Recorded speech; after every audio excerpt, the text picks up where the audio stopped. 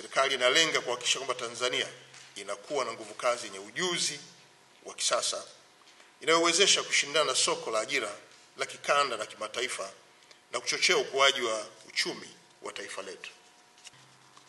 Serikali yetu ya awamu ya 6 inayoongozwa na Mheshimiwa Dkt. Samia Suluhu Hassan imeweka kipaumbele kikubwa katika kuboresha elimu, mafunzo na ujuzi kama nguzo ya kukuza uchumi wa taifa letu.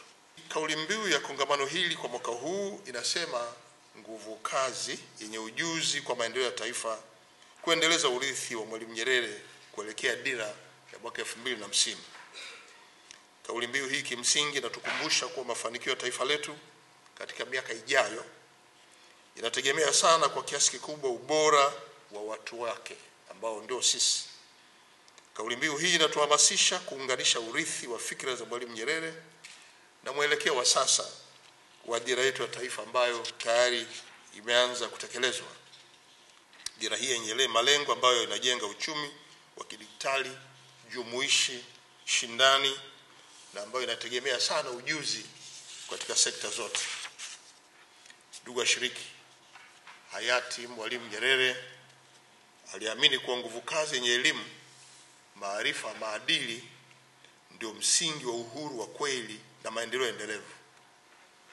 Na katika falsafa yake ya elimu na kujitegemea, Mwalimu alifafanua kuwa elimu bora sio inayolenga kupata cheti, bali inamjenga mtu kuwa mzalendo, mzalishaji na mwenye mchango kwa jamii yake na taifa zima. Msingi wa maendeleo ya taifa letu ni watu wenye ujuzi, ubunifu na maadili.